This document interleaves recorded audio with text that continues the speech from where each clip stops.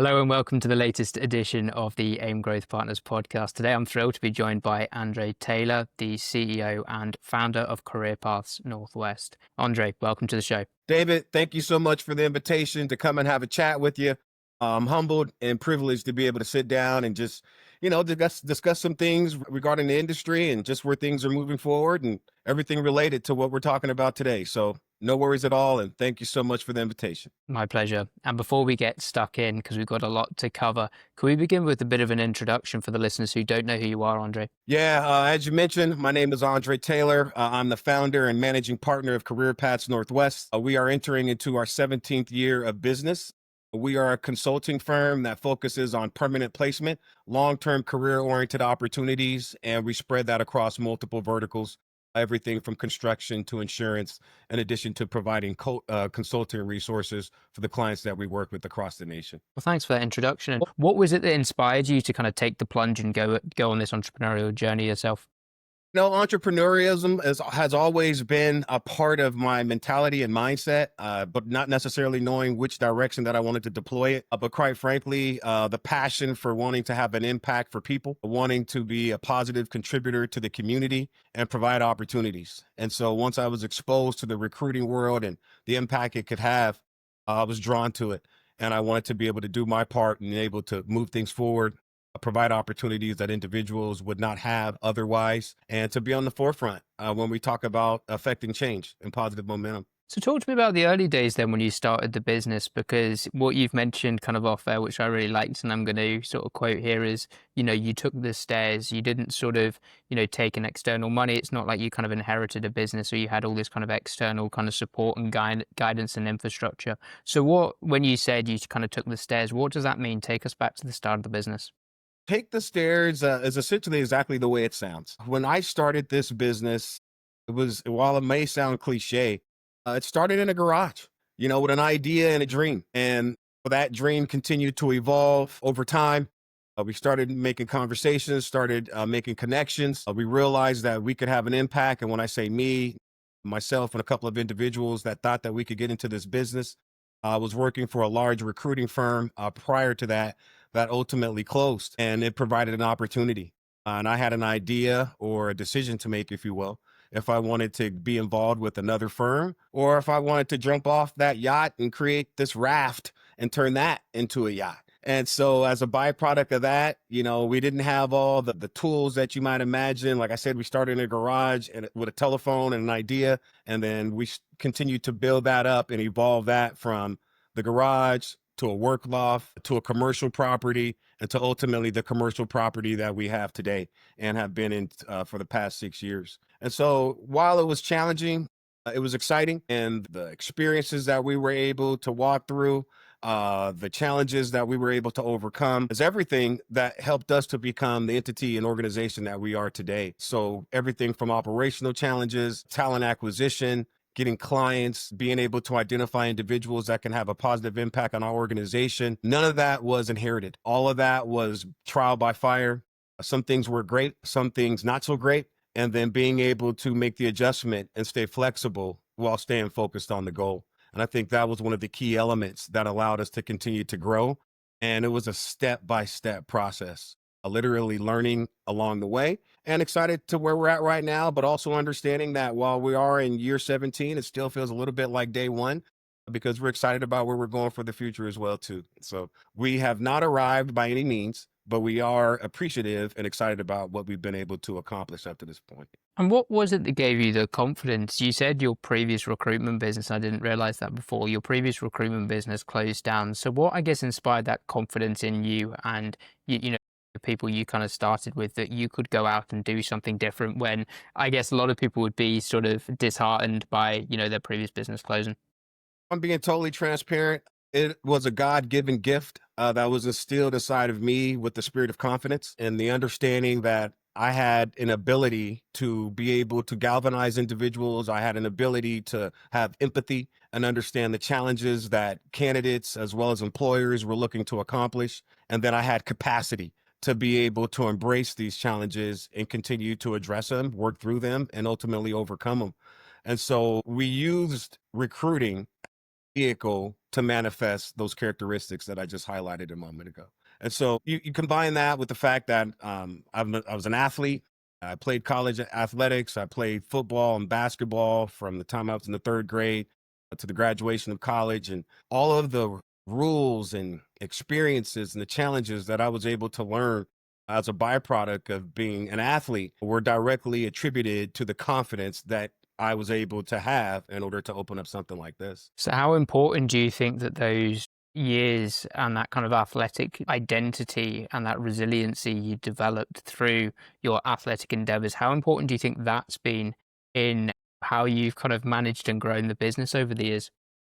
And it's been key and it's been part of my foundation, quite frankly, because recruiting is an extremely competitive space. So being able to identify opportunities to continue to be someone who's goal oriented, but also the willingness to work towards accomplishing that goal, that was something that was instilled in me, frankly, before I even knew that it was being instilled. So, as a byproduct of that, every time I would have a challenge, I also had this experience that was in the back of my mind that I've always been able to overcome the challenge, regardless of what the challenge has been. It doesn't diminish the challenge and the adversity that goes along with setting goals. And so, something I think that I learned along the way is as a byproduct of setting a goal, you are also inheriting a challenge that goes along with it. But what was also revealed in that process is the spirit of intentionality, being intentional about what I wanted to accomplish, being focused about what I'm wanting to accomplish, and not stopping until I accomplish the goal. And that's an athletic mindset.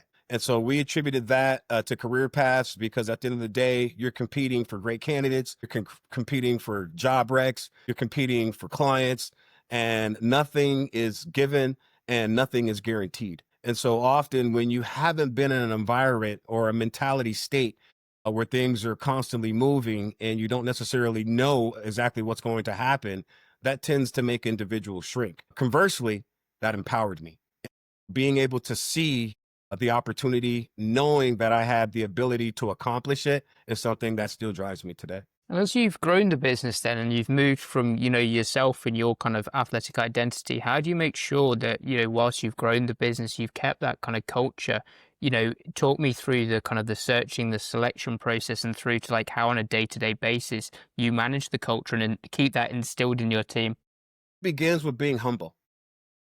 Never getting full of yourself, never feeling like you've arrived and that you're just something that you're not. And so for me, it's about being humble and again, referencing the athletic accomplishments, knowing that if I score a touchdown, I'm going to give the ball to the referee because I'm going to come back and score again. There's no need to celebrate. It's really about getting back to the work and taking full advantage of every day. Oftentimes when you're setting these goals, you're so focused on the goal that you are not fully taking advantage of the day-to-day responsibilities that are necessary for the accomplishment of that goal. And so what I like to do is, I have a nice to-do list that I keep. I reflect on that daily, but also weekly to see what we've done and to make sure that I'm holding myself accountable to the goal, but also imparting this mindset to the team so that everybody is taking full advantage of the day. The goal is to rule the day. And in recruiting, one of the beauties about it, and it's one of the pure industries that allows you to play for the championship, play for a championship every time you show up requires you to be at your best because the individuals that you're working with are at their best. And so that mindset, that injection of intensity and momentum and focus has been exciting. It's been something that's been a part of me, and it's something that we share with our team. And so, really having that goal, and then having the willingness to attack it, and then take a full advantage of every day. So what are your guiding principles then when it comes to kind of hiring? Two words stand out: integrity and character. As a recruiter, a thing that's really closely related to that is potentially a lawyer. To see a lawyer, you're looking for legal advice. When you come to see a consultant or a recruiter, you're looking for employment advice and how to advance your business. And so, because these are serious topics, that is the approach that we like to take with it. And so, for me, it's really about reflecting on that, understanding what that particular mindset is required to accomplish it, and making sure that I'm ready to go so I could be an active resource as well as my team. Sure. And you mentioned earlier on the conversation that, well, the recruitment industry is an incredibly competitive market. So, how do you ensure that you stand out and differentiate yourself from all the other competition out there? One of the things that's important to differentiate for us is we look to understand what's driving there's two sides, right? We have the candidate side, we have the employer side. On the candidate side, we've involved something and we've created something that I think is exciting, and we call it a zero base interview. And the reason that it's a zero base interview is we look to understand what's going on with the candidate in the spirit of totality, not just skill set. And so what's driving the interaction? Are you looking for new employment because, things have changed within your household and now the economics are playing a bigger part than they were in the past? Or as a byproduct of, say, COVID, a lot of candidates were operating in a remote capacity and built their families around that. And now all of a sudden they need to go back to work or have to be back in the office. And so really understanding what are the issues of a candidate and being able to solve that. And then on the employer side, frankly, it really comes down to what's your headache. What's your challenge? What are you trying to do? Are you need to grow your team? Do you need to establish a new culture? Are you looking to offset deficiencies? Do you have a new project that's coming up that you need talent for? And essentially identifying what that headache is, and then us as an organization providing the aspirin. So it's very much that kind of pain first thinking. You're not saying, here's the great candidate, here's the best, you know, X, Y, Z, whatever roles you're hiring for. Have a look at them, interview them. Let me understand your problem. Let me understand what I can give you aspirin for. And as a byproduct of that, sometimes the answer is I can't be a resource. That also revolves around understanding our capacity, but also understanding what is driving the interaction between both myself with the candidate as well as the employer.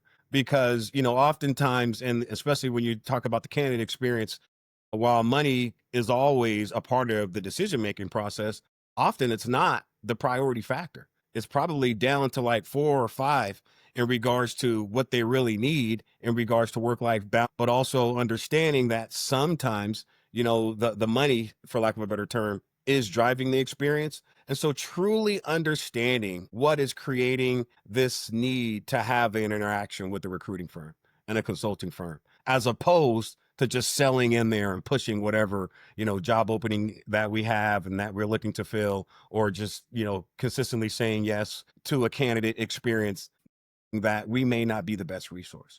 So I think with the zero base approach, it allows us to understand what's going on in totality, but also allows us to understand if we can have an impact on what the issue is. And that's really interesting, that approach. And I guess that moves you away from that transactional based relationship or into more of a actual relationship approach. That's interesting.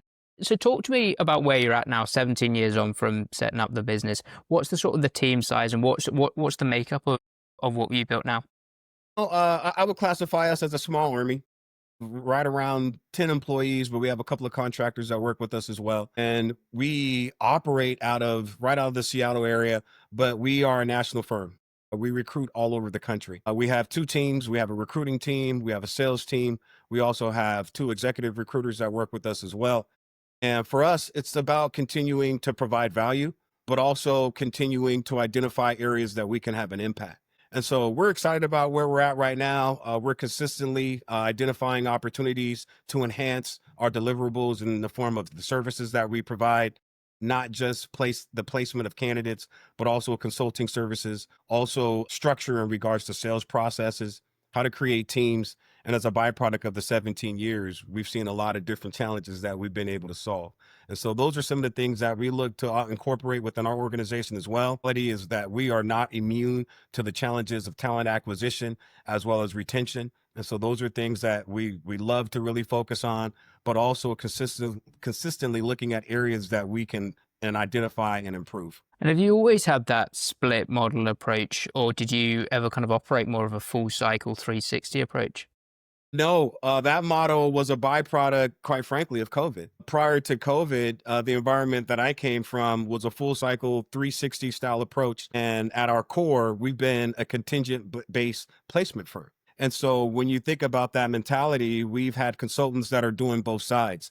They're working with candidates, they're working with employers, and they're managing the process in totality. But Once COVID hit, quite frankly, when I think about myself and our leadership team, Tim Murphy has been instrumental with our success as well. We took a moment and really zoomed out from the business to identify what we did well, but most importantly, where were our opportunities for improvement? And one of the things that we identified that would allow us to be essentially a lot more effective for our clients was breaking up that team so that we could dive into the area of specialization and allowing individuals to really concentrate on the things that they do well. And so with that mentality, we decided to break up the way that the structure was operating within the organization. And instead of having everyone do everything, at times I think for some people it can feel like you're drinking from a fire hose because it's just so much information. And while that was the mentality and environment that I came from, that is not the environment that everyone wants to participate in. And so, us being active listeners, understanding what's going on in the marketplace, we took the stab at breaking things up, creating a routine that really focuses on the candidate experience, really focuses on working with the candidates that are looking to obtain quality employment, as well as separating that from a sales team that spends their time focusing on creating new opportunities, account management, and then also continuing to expand our reach across the nation as a focus from a business to business sales standpoint. And then as a byproduct of that, we married the two. What's the impact been of, adopting that approach? And I think it'd be interesting to look at it from a candidate experience, a business, what's the outcome been on kind of, I guess, the bottom line, but also from a client perspective. You could kind of talk us through those three elements. Well, in an answer and in a word, phenomenal. Allowed us to identify individuals that have a specific skill set. Oftentimes, when you're dealing with a recruiter who has a passion for people, they may not have the same passion for working with the client base or new business development or managing accounts. Conversely, when you have sales professionals that have the ability to drive revenue, drive new opportunity, be energetic, have that resolve to make things happen every day, they may not possess that same skill set when it comes to taking their time to making sure that they're uncovering the needs and the challenges of the candidate experience. And so, really allowing individuals to operate within their superpowers while incorporating what we do as a structure, which is providing high level opportunities for the candidates that we represent and reflecting that on the same time with the employers that we work with across the country as well. And so I think it's allowed us to be able to scale in the form of adding more clients and creating more market share. We're also identifying the areas that we excel in and identifying individuals that can be a part of that vision. Love that. So it sounds so obvious, and you probably look back at it in hindsight and think, well, why didn't we do that before? It sounds so obvious, get people to play to their strengths. And it's something, having been a recruiter myself, I always found that quite baffling. I knew, or I thought I knew where my kind of blind spots were, and I knew where, I was maybe better or worse than other people. I might have a colleague that's great at kicking doors down, but crap, pardon the French, maintaining a relationship. But that was I think that's a slower burn, but generating 4, 5, 6 new jobs out of a client that's usually one and done of, my colleague goes in there, kicks the door down, they never want to work with them again. If I can go in a bit of a softer approach, actually that's become 4 or 5 times more valuable, that account. But is that business development any less valuable than, kicking the door down in the first instance? I don't think so. I think they operate in conjunction because ultimately you are always looking to manage the experience, whether that's on the candidate side or the employer side. And let's call it what it is. People work with people they trust. Is developed over time. Quality decision making, developing rapport. And the best way you're able to do that is to become specialized in a particular area so that you can provide value for an employer, whether it's market trends, what's changing, what's evolving, and what's staying the same, as well as any potential gaps. And the way that I think you truly identify some of those areas is through specialization, whether that's vertical or responsibilities from a day-to-day capacity so that you can fully reach the potential and your ability. And as an athlete, I know you're going to be constantly focused, well, as an athlete and an entrepreneur, you're going to be constantly focused on these sort of marginal gains and constant improvement. So as you're kind of focusing on this, what are the kind of the key areas you're looking at from a process perspective? It begins with understanding what you do well, understanding the culture within your organization. I think what often gets lost when you start talking about recruiting is the fact that, in my opinion, recruiting is code for sales. Because it's code for sales, it's to your advantage as an organization, a recruiting firm, especially an agency recruiting firm where you're a broker and you have clients all over the country, is understanding the ability to create a pipeline as well as what it means to manage a pipeline, as identifying the KPIs that are going to move the needle and result in positive production. And so those were some of the elements that we chose to incorporate within our organization in regards to understanding accountability, because you can't expect something that you're not inspecting. And so being able to understand what those key metrics are that are going to allow our organization to be successful, but most importantly, what's going to allow us to be and have an impact with our clients. And so those were some of the things that we look to incorporate, and acknowledging the fact that, yes, we are a recruiting firm, which by definition also means that there's a sales element. Uh, that and incorporating those characteristics to allow us to continue to be not only a next client business, but maintain the clients that we have. Thank you. I appreciate that insight. And so really being back to almost being kind of humble and having that sort of self-awareness, really doing that, I guess, SWOT analysis, knowing what your strengths and weaknesses are and really focusing on those, doubling down on those strengths, knowing what really is separating you and use your USP as much as you can have a USP in a highly competitive, saturated market. It's if it's really you're owning that candidate and client experience that you create that stickiness, then double down on that. But also have a look at your kind of blind spots. Is the pipeline not there? Do you need to kind of increase outbound efforts, or what is it? It starts with that sort of self-awareness and that reflection then. David, you know this, especially as an entrepreneur. One of your responsibility is being able to look yourself in the mirror and do some self-reflection, self-interrogation, and understanding what do we do well? And most importantly, what am I missing? Are the areas of opportunity? Where are the gaps in our game? And oftentimes, once you've had a little bit of success, I think the first thing that goes out the window is the ability to take the time for self-reflection. Never losing sight on the fact that we've done a lot of great things. We have a ton of awards and accolades. We are not who we are going to become. We are consistently figuring out areas of improvement, whether that's the incorporation of technology tools or making a different approach to identify the caliber of individuals that we want within our organization, all the way down to are the processes that we have in place to accomplish those goals sound? Are they working to its full capability? And if they're not, what changes do we need to make in order to get it there? And so being real with yourself, and being able to look at yourself in the mirror and say, hey, I can do better. Can look at this and say, we are not where we need to be. And but also these are the things that we're going to need to do to get there. Have you got any examples of when you've been sort of stung when, as you said, when the going gets good, it's quite easy to forget to engage in this self-reflection? Are there any kind of examples or anecdotes you can give of your sort of journey over the last 17 years where maybe things have been going really well and then you've had a bit of a rude awakening?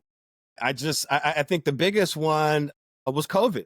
Right before COVID hit, we had some of the best months that we had ever had as an organization. We had a full team. We were continuing to create more market share. We were having more job orders or recs than we ever had before. And the revenues were higher than we had ever had before. And then one day I walk into the office and the music stops and everyone has to go home and has to be disbanded. The remote world was introduced. And at that point, you had a choice to make.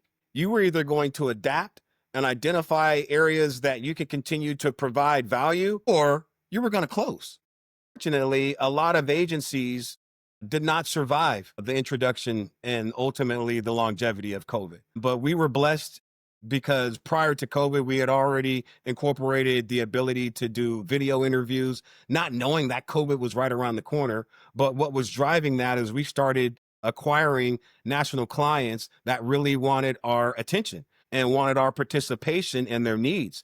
And so in the effort to be able to answer the call to accomplish those inquiries, we started doing video interviews, not knowing that that would be the wave of the future. And so probably a month or two before it occurred, we were already doing it. We were introducing mobile meetings for our team. So if someone wasn't in the office, they could still participate in the meetings. And then once the music stopped and everyone's at home, we were in a great position to take advantage of the opportunity. I think that was probably the biggest one, because we were riding so high, and it was essentially the rug was pulled out underneath us. The rug was pulled out from everyone, not just us. We weren't unique in having that issue.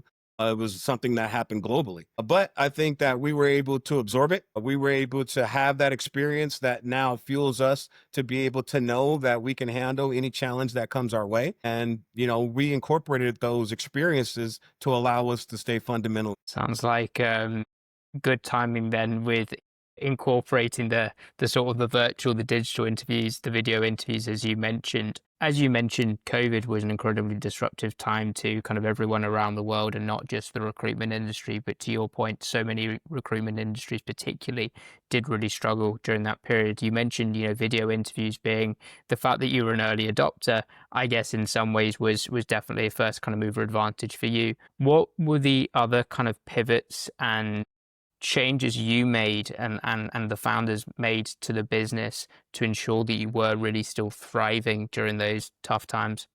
Having an emphasis on quality. So making sure, going back to the way that we interview candidates, while no one ever really wants to say this, we had a focus of not being surface level, really digging into understanding what is the challenge, what are you looking to accomplish, and moving past just the skill set, but understanding what was driving that in the spirit of totality. And so we look to add the quality in that experience, but also being able to provide opportunities from individuals based on what their challenge is. And so oftentimes when you think about recruiting, you think linear, right? You think a superintendent works with a construction firm, or more accurately put, a building materials sales professional works with a building materials firm. But as a byproduct of our approach, within that umbrella of building materials, that candidate could have expertise in adhesives, they could have expertise in lumber, they could have expertise in siding. They're not only in sales, but they could also be a project manager. But if I interviewed them just because I viewed them as a building materials for a particular role, I would miss out on the opportunity that their skill set has evolved, and they have areas of expertise that they may not were fully aware of prior to having an interaction with us.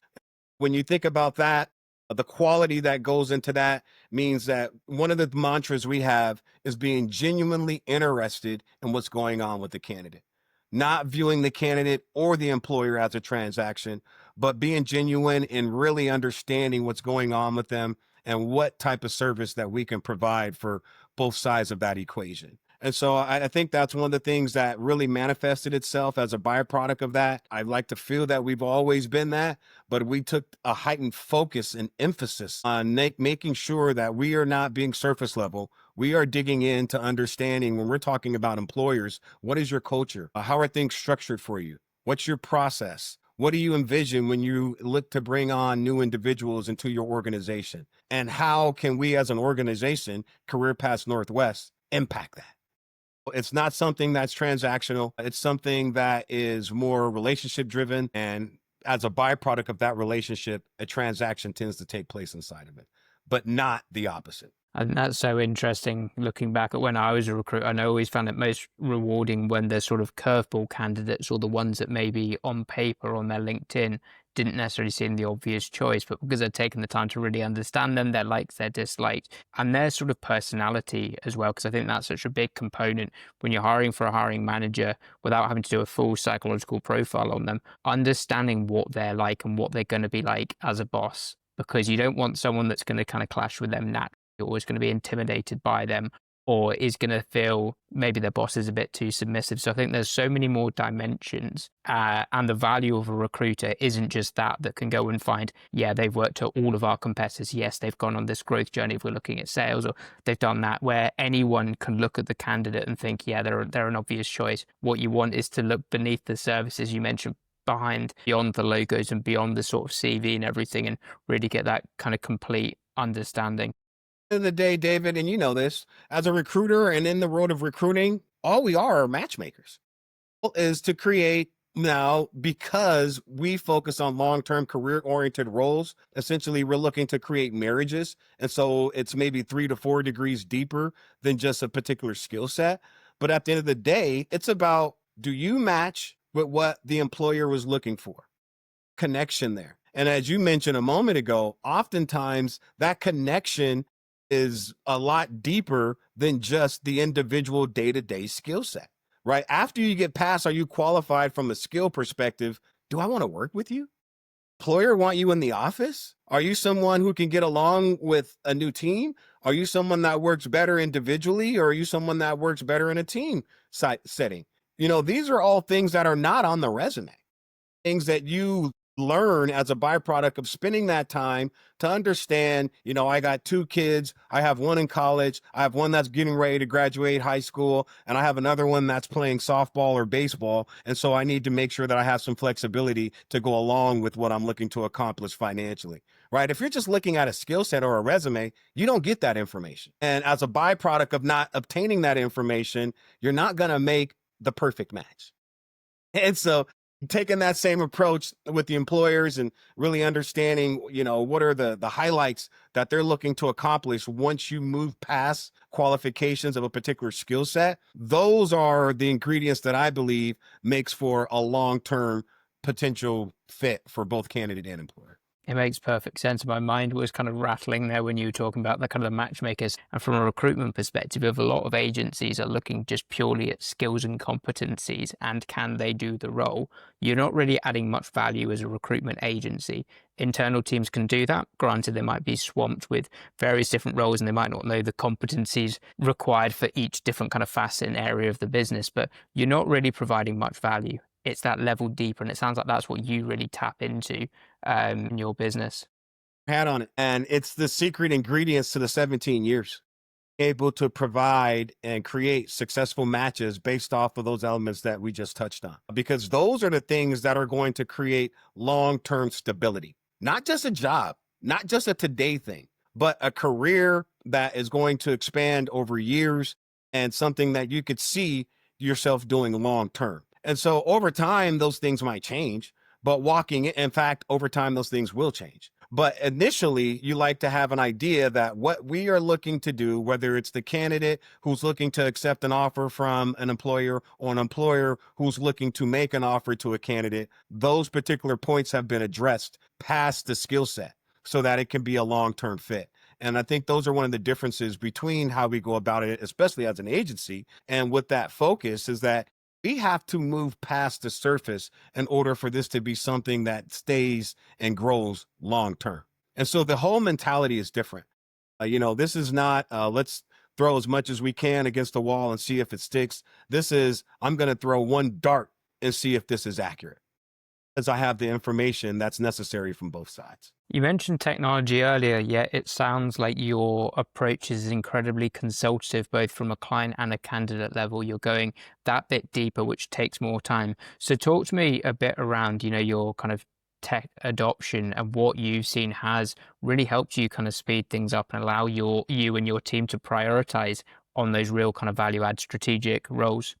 Been instrumental, and quite frankly, tech is here to stay, and I love it, especially especially some of the AI things that have been incorporated in the technology space, especially as it pertains to recruiting. But if I'm being totally honest with you, when I got into this industry, David, we didn't have a computer in my office. I think there was someone who may have had a laptop, but that was like on a need be basis. And it was this new, fresh, and exciting thing. But when you needed to send a resume to an employer, you had to send it by a fax machine. You think about that experience in regards to where we're at today, where information moves at the speed of light. All you have to do is pick up your phone and you can stay updated on what's going on, what the trends are, what are the platforms that are having the biggest and best results, where you're looking to incorporate and where you're having an opportunity to grow. And so everything has changed. But that goes back to the taking the stairs mantra. Did it in incremental steps. And so we're able to identify the areas and the things that we can incorporate that's going to allow us to be faster.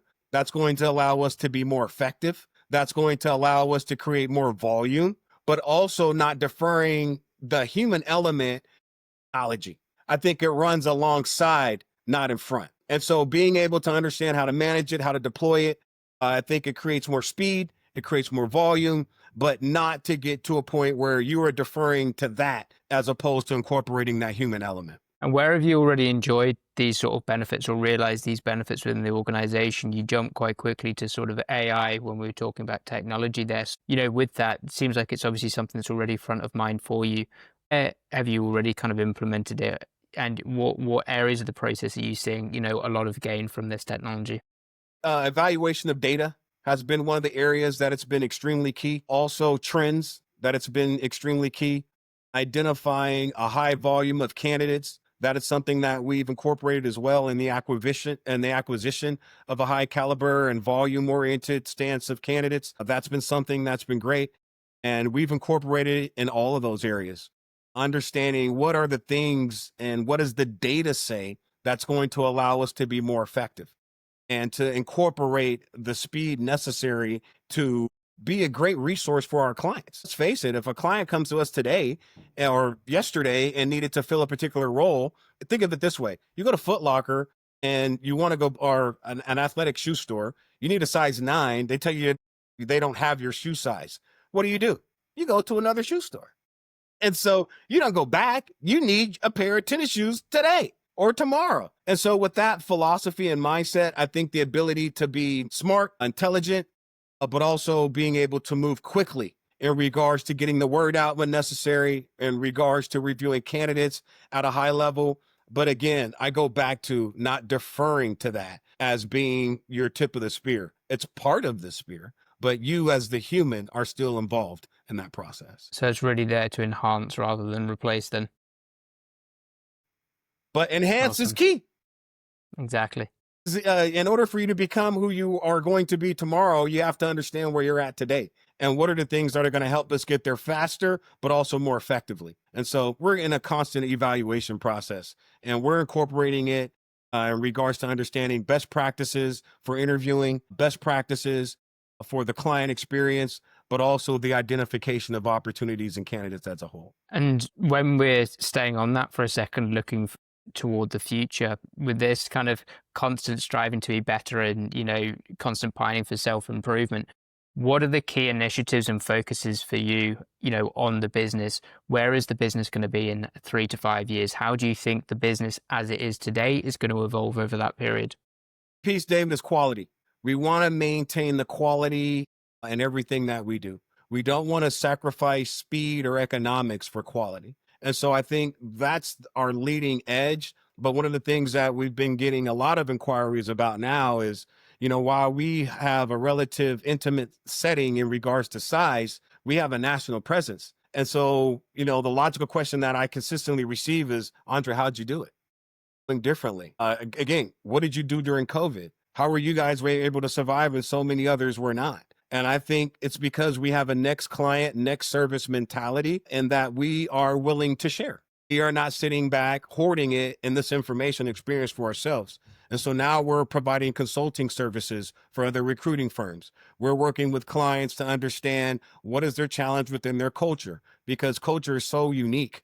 And culture is one of those things that will drive the success or will lead to the challenges within an environment. And so for us, it's you're either going to have a culture that is defined or you're going to have one that is defined for you by default. And so making sure that you understand what that culture is, bringing us in to evaluate what we can do to help you accomplish your goals has been something that we've been seeing a lot. And then we've also been doing a lot of work in the form of the government sector, getting into some contracting things in addition to private. So we've consistently expanded the services that we are offering. And that's one of the reasons why it's an exciting time at Career Paths Northwest. And you talked about how you're kind of expanding your services to create that kind of stickiness with an account. So what's most important for you as you're kind of looking for kind of scale and growing the business going forward? Is it kind of that verticalized approach of more clients, more jobs on, or is it more of that kind of horizontal approach of we want to create and embed and offer more services to our existing clients, or a combination? We are looking to do both.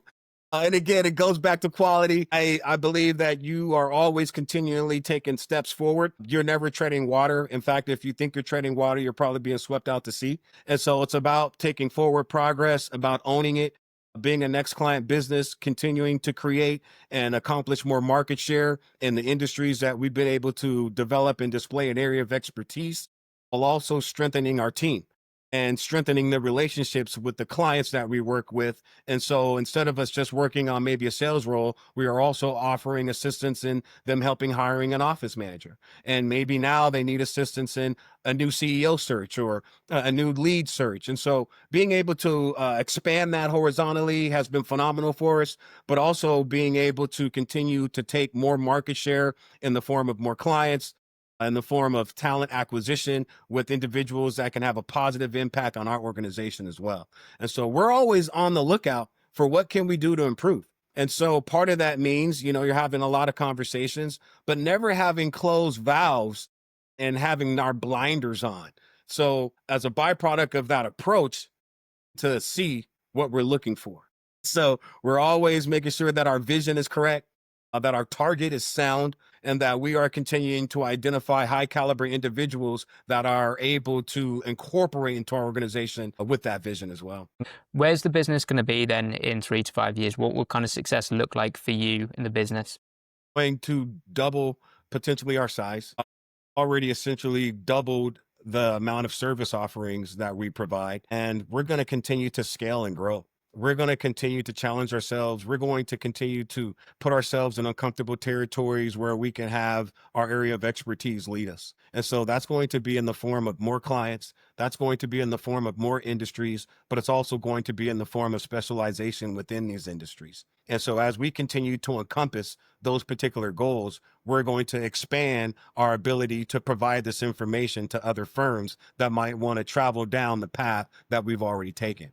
And that's where the consulting element has really been what we thought was just something that we wanted to, we consistently were receiving this question on how and if we could take a look.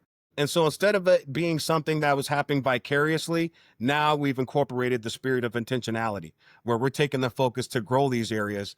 And when we talk again, I mean, I know we'll talk again more so and often, but in 3 to 5 years, you will see a 2 to 4x multiplier on what you're seeing currently right now with the organization. Yeah. So I guess sort of wrapping up then, Yeah. off over your kind of last 17 years, as an entrepreneur building this business, or even looking back to your kind of athletic years, what's the greatest pieces of advice and kind of recommendations you could give to founders? And it doesn't specifically need to be recruitment, but what advice would you give to kind of early stage founders who are struggling with these sort of growing pains or just the inevitabilities of trying to grow and scale a business? The importance of setting goals and the willingness to put in the work to accomplish them. Understanding as a byproduct of setting a goal, you are going to also inherit challenges. Do not be deterred by the challenges when they arise. In fact, anticipate them, welcome them, because a byproduct of those challenges, it's going to make you stronger and it's going to crystallize your vision. Because often opportunity is masked in the form of a challenge, and victory is reserved for those that are willing to go through it and overcome it. And only at that point will you fully realize your goal. And so what I hear oftentimes is they run into a challenge and now they stop with the goal, or they run into a challenge and now they pivot. What in reality is what should have occurred is the goal should have been set. Then you should have reviewed what are the steps that are going to be necessary to accomplish those goals. And third, am I willing to do these things? I think it's that second piece that tends to get lost, and that's having the goal but not understanding or creating a roadmap to accomplish it. And because that part hasn't been done, whether there was a lack of research, whether there was a lack of information, maybe the goal wasn't sound to begin with. And so when you take that goal from your brain and you put it on paper, make sure you do the due diligence to understand what it's going to take to accomplish it. And once you've identified what that's going to take some time to do some self-reflection and make sure that you're willing to put in the work to do it. That would be my recommendation. Set the goal, roadmap, decide, are you willing to pay the price to accomplish the goal? Once you set it, it's on. Challenges will occur to make sure you're dedicated to the accomplishment of that goal. Byproduct of staying the course, once you arrive to shore, you'll see everything that you've overcome. It'll just empower you to take the next step. I love that. That's incredibly inspiring. Andre, look, it's been an absolute pleasure hosting you on the podcast today. So inspiring hearing your story and, taking all these kind of snippets. It's been incredibly empowering and inspiring for me, and I'm sure it's been so for the listeners. Are there any sort of final thoughts that you wanted to kind of leave the listeners with? Or should we end on that high note? Anything else you wanted to mention? I think in short, my message would be go be great. Everyone has been blessed with a certain skill set that only they can offer the world. But you have an obligation to develop that skill set so that you can offer it. Could have gave the World Career Path Northwest. You can give this podcast that you had inside of you. And so when you have that passion, be willing to take the steps to develop that skill set so that you can give it to the world, and don't spend any time on doubt. Replace doubt with confidence and be passionate. And my message to everybody is that each and every one of us has been gifted with the tools that we need for this journey. Go safely and go get it. Love that. So inspiring. We need these conversations more regularly. You can be my kind of motivation, my source of motivation. Back at you, man. I love what you're doing. I love what you've been able to create, the impact that you're being able to have for having this platform to spread this message, and hopefully that we can inspire others. But most importantly, hopefully we can help everyone improve. Myself. Thanks. Well, thanks so much. Thanks so much for sharing so generously and for being so humble, so kind, and giving up your time so generously to me and to the listeners. David, thank you so much, sir. Appreciate your time.